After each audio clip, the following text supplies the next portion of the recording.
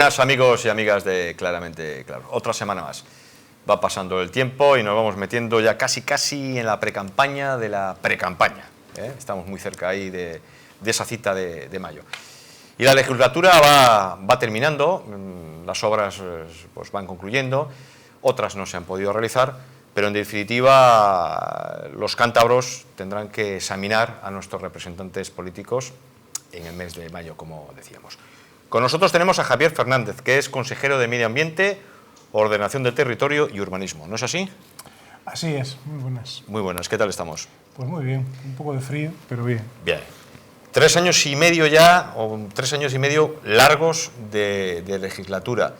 Me imagino que muchísimos proyectos, y si damos para atrás, retrocedemos esos 3 años y medio, ¿usted puede pensar ahora que se han conseguido cosas que eran prácticamente imposibles? Bien, yo creo que imposibles, por suerte, pues hay pocas cosas. Los proyectos que uno se plantea cuando se inicia una legislatura son proyectos que como mínimo son posibles. Otra cosa es que sean más o menos difíciles, pero todas aquellas cuestiones que planteamos al principio, yo recuerdo la primera comparecencia en septiembre del año 2011, hicimos ahí una lista de objetivos de la consejería, y yo diría que prácticamente el 90% de aquellos objetivos se han conseguido o están en camino de conseguirse, están perfectamente encauzados. Por tanto, ¿hay cosas imposibles? No. Lo que pasa que sí es cierto que hay cosas muy complicadas, había cuestiones que parecían imposibles, y con trabajo, con imaginación, con esfuerzo, con muchísima ilusión, pues yo creo que se van sacando adelante. ¿Quién es Javier Fernández? Se lo pregunto a todos los invitados, ya ha estado más veces, pero vamos a volverlo a repetir. ¿Quién es Javier Fernández?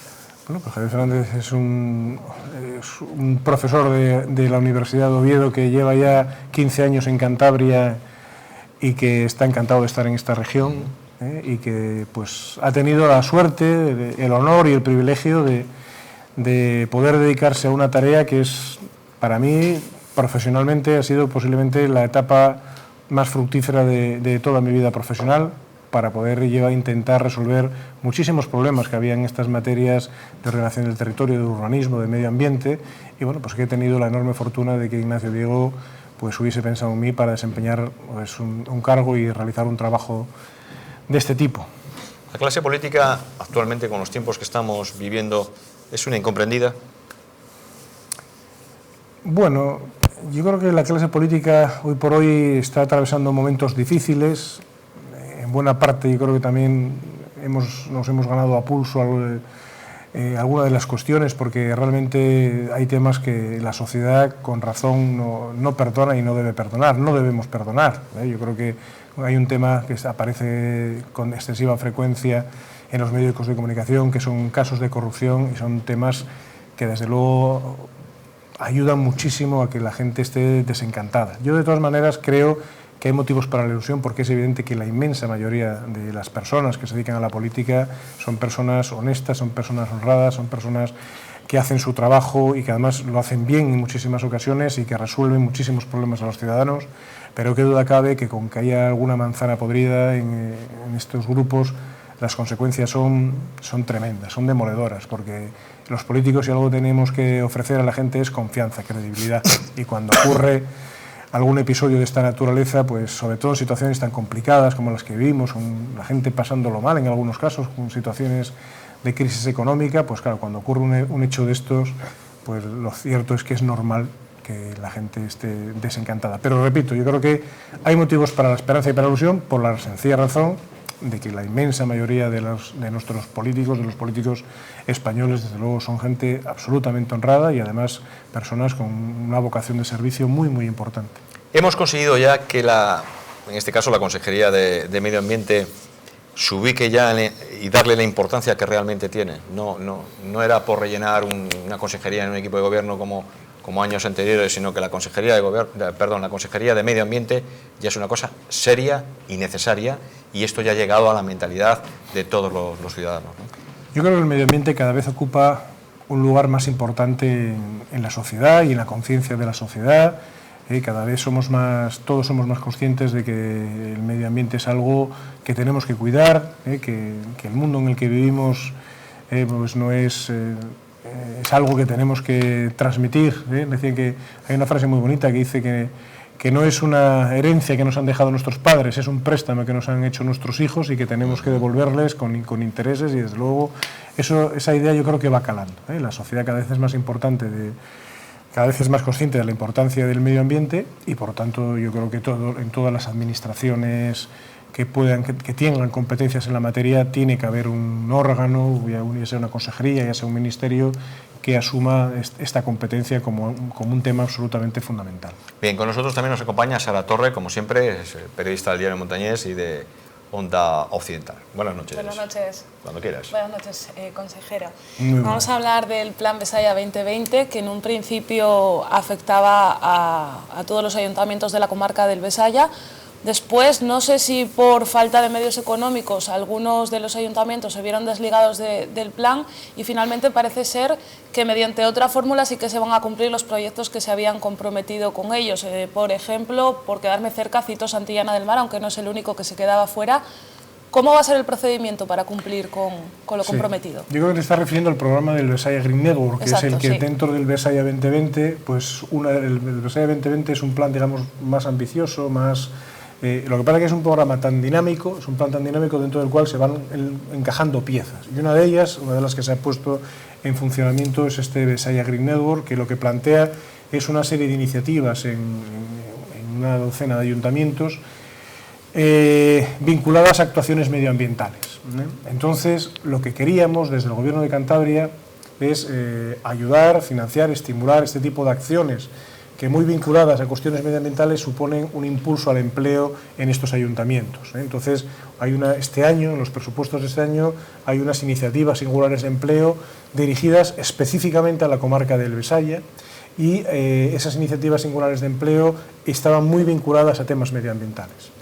Entonces, ¿qué ocurre? Que como había una serie de ayuntamientos que estaban incluidos y que podían desarrollar proyectos de este tipo, pues ese dinero que estaba previsto para las iniciativas singulares de empleo, nosotros quisimos que no quedase ningún ayuntamiento fuera siempre que presentase proyectos que tuviesen ese marchamo medioambiental de creación de empleo, de creación de un empleo que además luego puede ser sostenible, porque esas mejoras medioambientales luego van a suponer también que toda la comarca sea más atractiva para fomentar cuestiones como turismo rural o para ser un atractivo turístico más importante. Entonces queríamos que esas iniciativas singulares de empleo se complementasen con las iniciativas que desarrolla la Consejería de Medio Ambiente para regenerar áreas degradadas. Entonces decíamos, bueno, hay un dinero en las iniciativas singulares de empleo, prácticamente 2 millones de euros, más o menos una tercera parte que va a ser financiada por los propios ayuntamientos, y como no queríamos que ninguno de los proyectos se quedase fuera, fuimos firmando convenios con todos los ayuntamientos para que aquellos que se quedasen fuera de las iniciativas singulares de empleo, la Consejería de Medio Ambiente cubriese las diferencias. Por eso, en el caso de Santillana, en el caso de Miengo, pues, o en el caso de Corrales, me parece que fueron, pues los proyectos, digamos que no llegó el dinero de la iniciativa singular de empleo, pero la Consejería de Medio Ambiente cubrió esa necesidad de dinero para que esos otros proyectos se realizasen, de manera que todos los ayuntamientos del Besaya Green Network, todos los proyectos de todos los ayuntamientos se pudiesen realizar, y de hecho se van a realizar todos. ¿Cuál va a ser el resultado de la puesta en marcha, de la realización de esos proyectos? ¿Cómo va a ser el antes o el ahora y el después?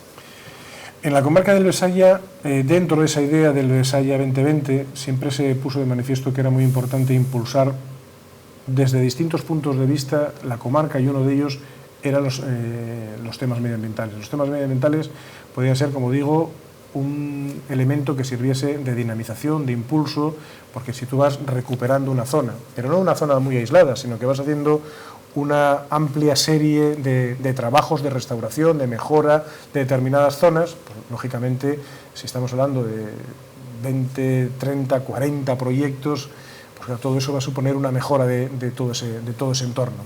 Eso trae como consecuencia, como digo, una dinamización de toda esta área. Entonces, ¿qué ocurre?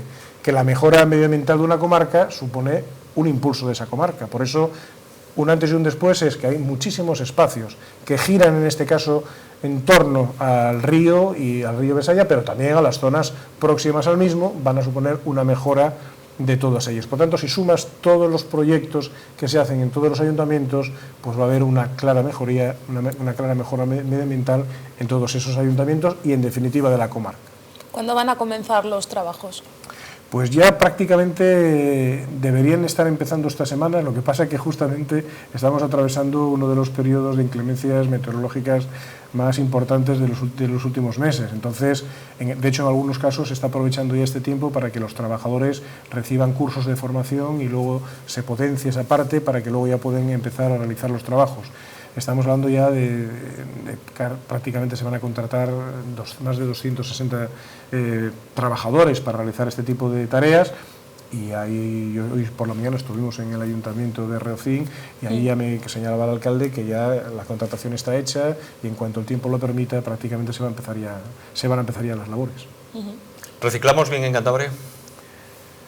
Como en todos los temas medioambientales se hacen las cosas cada vez mejor. Lo que pasa es que en medio ambiente yo creo que hay que plantear un principio de la permanente insatisfacción. Siempre vamos reciclando cada vez mejor, pero nunca es suficiente porque siempre se puede mejorar. Por tanto, aunque yo creo que el reciclaje es algo que cada vez está más presente en nuestras vidas. Hace poco aquí también en Torrelavega, en el CIMA, tuvimos ocasión de repartir entre los niños una iniciativa yo creo que muy interesante que llamamos la Liga del Reciclaje, junto con la Consejería de Educación, donde los propios escolares, los chavales, presentaban proyectos de reciclaje en sus colegios. Yo creo que la educación ambiental es fundamental para que efectivamente cada vez reciclemos mejor. Lo estamos haciendo, pero hay que intentar siempre mejorar. El medio ambiente es algo que, repito, siempre se puede mejorar y nunca es suficiente.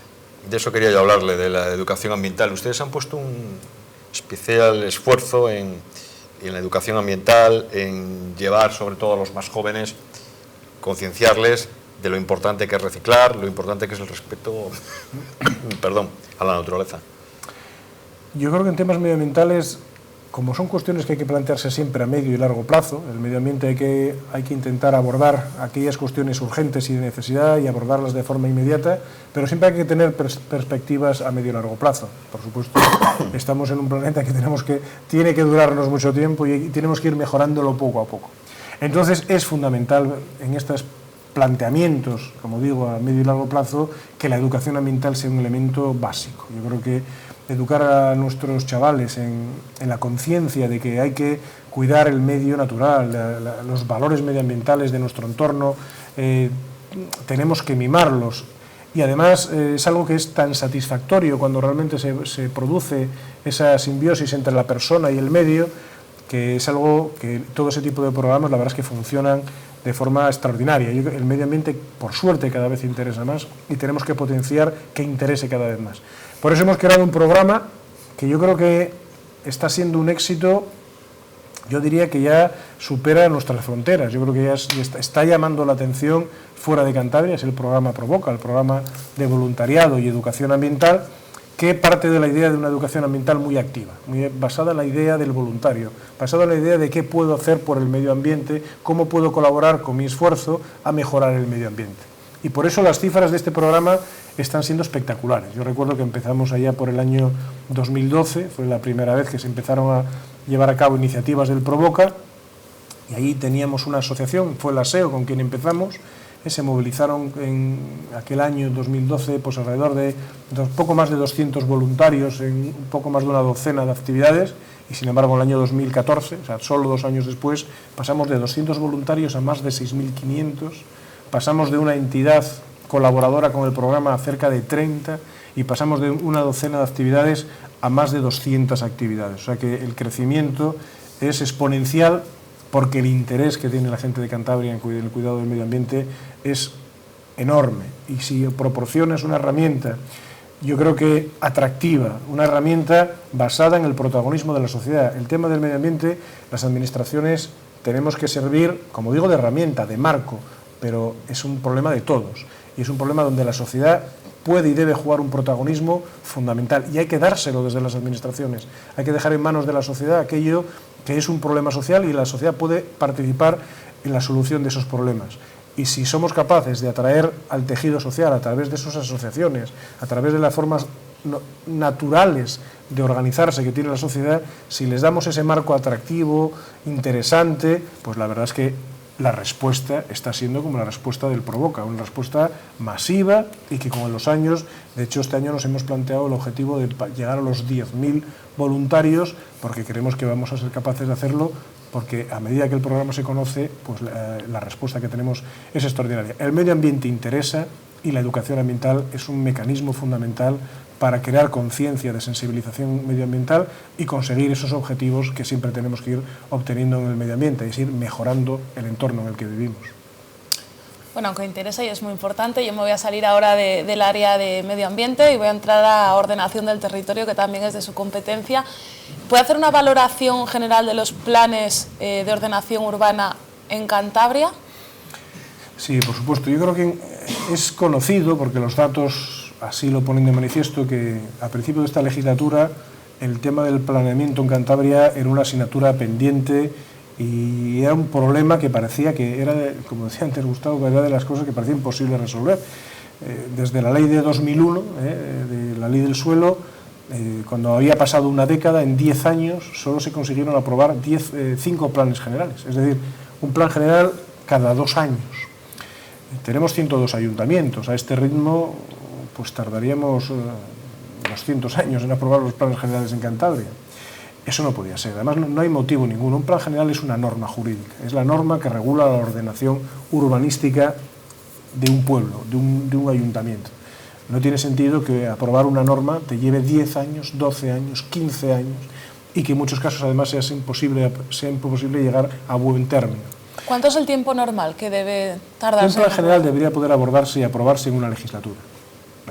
Y además esa mentalidad sería importante que se convirtiese en una realidad para que los equipos de gobierno, aun partiendo de cero, tuviesen la ilusión de terminar en una legislatura un plan general. Yo creo que en esta legislatura se van a dar casos en los que un ayuntamiento parte de cero, ni siquiera tiene contratado el equipo redactor y sin embargo en esa legislatura va a poder aprobar el plan general. Es el caso de Escalante. Escalante contrata un equipo redactor y desde luego estamos convencidos que Escalante va a aprobar el plan general esta legislatura. En esta legislatura se han aprobado ya 11 planes generales. Yo creo que el cambio de tendencia es absoluto. Ahora se aprueba una media de 3, 4 o 5 planes generales al año. Y además se van a ir aprobando cada vez más. En los meses que nos quedan tenemos casi una docena de planes generales en fases ya muy finales de su tramitación. Siempre hemos puesto un objetivo, yo creo que muy ambicioso, parecía imposible. Yo cuando hablaba con los alcaldes, decía, nosotros pretendemos aprobar 20 planes generales esta legislatura. Bueno, yo tengo todo tipo de apuestas con los alcaldes de que eso es imposible. Porque si antes se aprobaba un plan cada 2 años, pues parecía que aprobaríamos 2. En esta legislatura tocaría aprobar 2 planes generales. Llevamos 11, pronto vamos a llevar 12, 13 o 14 y nos vamos a aproximar mucho en la cifra de 20. Es posible y tiene que ser posible. Habla de una legislatura de 4 años como el tiempo normal para que se apruebe un plan general de ordenación urbana, pero a lo mejor hay gente en casa viéndonos y diciendo 4 años me parece mucho. ¿Cuáles son las fases que tiene que pasar un documento de estas características para aprobarse? Un plan general tiene que dedicarse un tiempo muy importante al principio porque hay que hacer un estudio de todo el territorio, un análisis de todo el territorio, hay que hacer un estudio tanto urbanístico como medioambiental. Normalmente los ayuntamientos ya de cierto nivel hay que hacer lo que se llama un avance, hay que ver, tiene que exponerse qué es lo que se pretende hacer, cómo se pretende ordenar. A partir de ahí empiezan fases de información pública para que la gente pueda participar. Los planes generales tienen que ser un instrumento muy participativo, porque al final si ordenamos el territorio de un ayuntamiento, en ese ayuntamiento viven sus vecinos y tienen que poder participar en esa ordenación. Luego, vamos a hacer un resumen para no consumir todo el programa, luego hay una fase importante que es ya cuando ya ese documento, y ahí es donde se lleva mucho tiempo, hacer ese análisis global, ese documento ya empieza a tener un grado de madurez importante, se hace lo que se llama una aprobación inicial. Y en esa aprobación inicial tienen que participar muchas administraciones, todas las que tienen algo que decir. Imagínate carreteras, cuando hay costas, montes, cultura. Tiene que participar mucha gente informando ese documento donde se lleva a cabo esa ordenación del término municipal. Una vez aprobado hace falta una nueva información pública, tanto del documento ambiental, que es un instrumento que se llama ELISA, el informe de sostenibilidad ambiental, más el documento urbanístico. Todos los vecinos ya vuelven a poder opinar sobre ese nuevo documento que ahora ya es mucho más concreto. a esas alegaciones, si son muy importantes, claro, y se aceptan, transforman el documento, que muchas veces da lugar a una nueva información pública. Cuando esa nueva información pública se recogen otra vez las alegaciones, se manda lo que se llama la memoria ambiental, para que la perspectiva medioambiental siempre sea un elemento muy importante de ese instrumento de ordenación, de ese instrumento urbanístico. Y una vez que ya se junta todo el documento ambiental último con el documento urbanístico, el ayuntamiento hace lo que se llama la aprobación provisional, que luego ya con una serie de informes que en algunos casos son preceptivos a última hora, como el de costas, etcétera, etcétera, luego ya lleva a la aprobación definitiva por parte de la Comisión de Urbanismo. Es decir, ahora es sí que me parece poco 4 años. No debería ser poco, debería ser un plazo razonable. Un plazo razonable. Ahora, sobre todo lo que es importante es tener en cuenta que es un instrumento en el que tienen que participar dos administraciones con un gran protagonismo, la administración municipal, que es de donde parte el proyecto, donde parte la iniciativa, y una administración autonómica que tiene que controlar que ese proyecto sea conforme a la ley, que ese proyecto no vulnere las normas, lo cual es muy complicado por la cantidad de normas que están presentes en ese tema, y que lógicamente tiene que tener en cuenta también elementos de legalidad y elementos supramunicipales, porque los ayuntamientos ordenan, pero hay muchas cuestiones que no afectan solo a ese ayuntamiento. Ese control de la comunidad autónoma y esa coexistencia con la propuesta de los ayuntamientos hay que hacerla siempre desde un punto de vista de colaboración, de coordinación, de lealtad entre las dos administraciones, que yo creo que era lo que faltaba antes. Antes había muchísima desconfianza. Yo creo que donde había antes desconfianza, ahora hemos tendido puentes, hemos tendido relaciones de cooperación administrativa, hemos potenciado el diálogo, hemos hecho... hay un dato muy revelador: los planes generales que ahora se aprueban provisionalmente en el ayuntamiento, el plazo para la aprobación definitiva es muy pequeño. Enseguida. ¿Por qué? Porque ya se ha estudiado el documento, ya se ha hablado muchísimo con el ayuntamiento, ya se han ido puliendo muchos y eliminando muchos problemas, y por lo tanto, cuando un plan ya llega a sus últimas fases, normalmente se aprueba en un plazo corto. Antes, ¿qué ocurría? Los planes tardaban 10, 15 años, y cuando llegaban al final, llegaban por un lado muchas veces obsoletos, pero incluso luego la comunidad autónoma le daba la vuelta como un calcetín y aquel plan acababa en los cajones después de 10 o 12 años de tramitación por una incomunicación o una falta de comunicación entre la comunidad autónoma y los ayuntamientos. Hoy eso ha cambiado radicalmente, y por eso ya lo importante no solamente son los 15 o 20 planes que vamos a aprobar esta legislatura, sino que hay otros 30 en marcha que la próxima legislatura van a ser, que va a permitir que el número de planes generales que se aprueben en Cantabria va a rondar por los 50 o 60, y eso significa que prácticamente la inmensa mayoría de los ayuntamientos que necesitan un planeamiento lo van a tener. Aprovechando que estamos en Torrelavega y que recientemente se ha conocido que se calcula un plazo de 2 años y medio para la aprobación del plan general de aquí, ¿considera real la expectativa? Yo creo que, como te decía antes, un plan general debería poder hacerse en una legislatura, y el caso de Torrelavega no tiene que ser tampoco una excepción, ¿no? Torrelavega, lógicamente, va a abordar un nuevo plan general, pero existe un montón de estudios previos, porque ahora ya hay muy pocos ayuntamientos que empiecen de cero, porque hay tantos ayuntamientos donde los planes generales ya han fracasado, que por lo menos lo que sí hay es una base de análisis, de estudio que se puede utilizar. Por supuesto, yo creo que Torrelavega, la aprobación del plan general de Torrelavega tiene que ser un objetivo de la próxima legislatura, y yo estoy convencido que con este gobierno Torrelavega tendrá un plan general la próxima legislatura sin ningún género de dudas, como lo tendrán aquellos ayuntamientos de los grandes ayuntamientos de Cantabria que no puedan terminar y culminar este año. Nosotros hemos prestado mucha atención a todos los ayuntamientos, pero de forma general yo diría a dos colectivos: los grandes ayuntamientos y los ayuntamientos que tienen con problema con sentencias de derribo. De los grandes ayuntamientos se ha aprobado Santander, se ha aprobado el de los Corrales de Buelna, se va a aprobar, yo creo que ya en un plazo breve, Laredo, y espero que también Bezana. Si no se aprueba, van a quedar a punto de ser aprobados. Por lo tanto, de los 10 grandes ayuntamientos, 4 van a aprobar, espero que puedan aprobar su plan general esta legislatura, y todos los demás son objetivo de la siguiente legislatura y lo pueden aprobar sin ningún género de duda. Casi tenemos titular ya: con este gobierno, Torrelavega la próxima legislatura tendrá plan general. Oiga, pero no me diga que es una faena cuando se desarrolla o se hace un plan general y a gente que ha estado pagando religiosamente los impuestos como zona urbana, de repente le digan: no, ahora ya no, porque es zona inundable y usted lo único que puede meter allí es unas ovejas. Eso es duro, ¿eh? Uno de los elementos importantes en el planeamiento, desde luego, es la cuestión relativa a la intervención de las confederaciones hidrográficas, que lógicamente tienen que ir actualizando sus mapas de riesgos, pero lógicamente hay un elemento que es fundamental y es la seguridad de las personas. Y por eso lo que hay que hacer es análisis muy serios de dónde se puede construir y en aquellos ámbitos donde ya son suelos urbanos consolidados, donde ya se ha construido, adoptar una serie de medidas para que se eviten futuras circunstancias de inundabilidad. Es decir, normalmente la Confederación, cuando hay zonas que se han construido ya y son núcleos urbanos consolidados, no va a dejar de decir que son suelos urbanos consolidados esas zonas, que es lo que muchas veces entran dentro de lo que desde la perspectiva de Confederación se llaman flujos preferentes, donde efectivamente pueden llegar a inundarse. Ahí lo que se adoptan son, primero, para futuras construcciones, medidas mucho más exigentes y segundo, medidas para los ámbitos donde existe. Es decir, hay planes de acción donde luego habrá que tomar medidas para evitar futuras catástrofes. Pero hay que tener en cuenta que Confederación hace un papel muy importante y, desde luego, la seguridad de las personas es vital. Y por eso, desde luego, que en algunos casos, y ocurre muchas veces en el planeamiento, muchas veces los ciudadanos ven mermados algunos de sus derechos o limitados, más que limitados, en terminología urbanística se llama delimitados sus derechos, no es que se pongan límites, sino que se ponen contornos. Pero a cambio de eso, yo creo que es fundamental garantizar la seguridad de las personas. Cuando se producen catástrofes en materia, como consecuencia de inundaciones, todos nos rasgamos las vestiduras, todos nos echamos manos a las cabezas y nos preguntamos cómo se ha permitido construir aquí.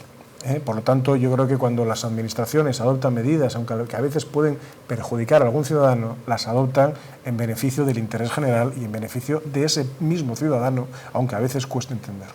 Bien, pues estamos hablando con Javier Fernández, consejero de Medio Ambiente, Ordenación del Territorio y alguna cosa más, ¿no?, de hidrourbanismo. Bien, vale, pues vamos a seguir hablando de muchas más cosas en la segunda parte. Nos vemos ahora.